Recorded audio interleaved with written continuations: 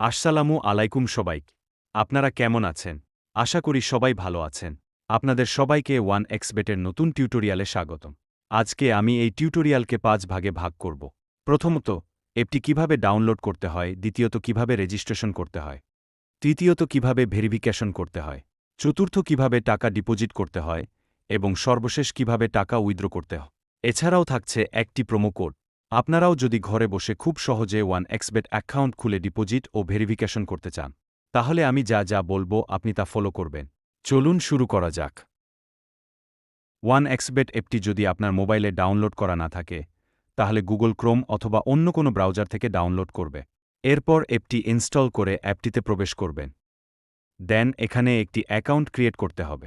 এখানে আপনাকে লগইন এবং রেজিস্ট্রেশন নামে দুটি অপশন থেকে রেজিস্ট্রেশন অপশনে ক্লিক করতে হবে। এরপর এখানে 4টি অপশন দেখবেন। এখান থেকে সবচেয়ে সহজ মাধ্যম হচ্ছে ইন ওয়ান ক্লিক। আপনাকে in one click option click করতে হবে। এরপর এরকম একটা ইন্টারফেস দেখতে পারবেন। এখানে উপরে 3টি অপশনে যা দেওয়া আছে তাই থাকবে। শুধু প্রোমো কোডটির ঘরে আপনি লিখবেন আর666L। আমি আবারও বলছি, প্রোমো কোডটি হল আর666L।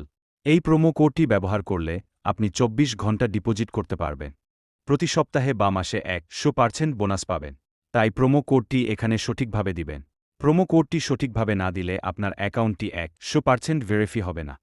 তারপর নিচের ঘরগুলোতে টিক দিয়ে সবুজ বাটনে ক্লিক করবেন। তারপর আপনার সামনে যদি এরকম রোবট ভেরিফিকেশন আসে, তাহলে তা সফলভাবে পূরণ করবে। তারপর কিছুক্ষণ অপেক্ষা করলে দেখতে পারবেন ইউজার আইডি এবং পাসওয়ার্ড দিয়ে দিয়েছে। এই ইউজার আইডি এবং পাসওয়ার্ডটি অবশ্যই স্ক্রিনশট অথবা কপি করে অন্য কোথাও লিখে রাখবে। তারপর নেক্সট বাটনে ক্লিক করে লগইন অপশনে ক্লিক করে অ্যাকাউন্টটি লগইন করবেন। এবার অ্যাকাউন্টটি ভেরিফাই করার পালা।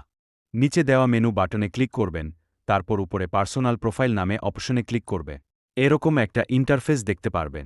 এখান থেকে আপনার ফোন নম্বরটি ভেরিফাই করে নিতে হবে। তার জন্য ফোন নম্বরের পাশে থাকা লিঙ্কে ক্লিক করবেন। আপনার ফোন নম্বরটি এখানে বসাবেন।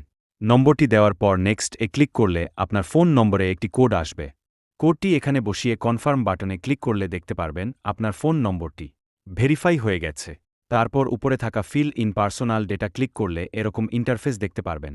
এখানে আপনার এনআইডি কার্ডের সাথে মিল রেখে তথ্যগুলো দিবেন। এখানে আপনার নামের প্রথম অংশটি দিবেন, এরপর শেষ অংশটি দিবেন, তারপর আপনার জন্ম তারিখ দিবেন। প্লেস অফ বার্থ এখানে আপনার জন্মস্থান দিবেন। তারপর রিজিয়নে বাংলাদেশ দিবেন।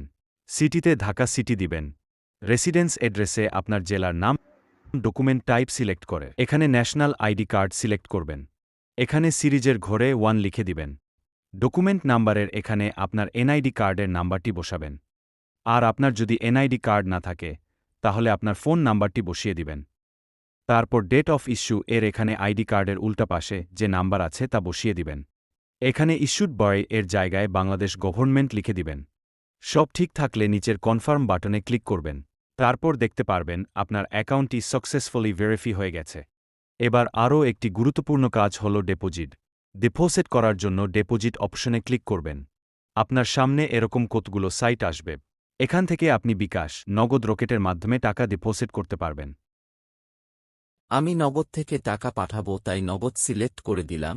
এখানে দেখতে পাচ্ছেন নগদ ওয়ালেট নাম্বার দেয়া আছে। এখান থেকে নাম্বারটি কপি করে নিবেন। অবশ্যই এখানের নাম্বার পরিবর্তন হয়, তাই যখনই ডিপোজিট করবেন এখান থেকে নাম্বার কপি করে নিবেন, তারপর টাকা ক্যাশ আউট করবেন। আমি টাকা ক্যাশ আউট করে দিয়েছি। দেখতে পাচ্ছেন আমার ক্যাশ আউট সফল হয়েছে। এখানে দেখতে পাচ্ছেন আমাকে একটি ট্রানজেকশন নাম্বার দিয়েছে। আমি এই ট্রানজেকশন নাম্বারটি কপি করে নিয়ে আমার আগের জায়গায় চলে আসব। কপি করা ট্রানজেকশন নাম্বারটি বসিয়ে দিব। এখানে আমি যে নাম্বার থেকে টাকাটি পাঠিয়েছি সে নাম্বারটি এখানে দিয়ে দিব। তারপর কত টাকা ক্যাশ আউট করেছি তা লিখে দিব। নিচে কনফার্ম বাটনে ক্লিক করার পর দেখতে পাচ্ছেন আমার ডিপোজিটটি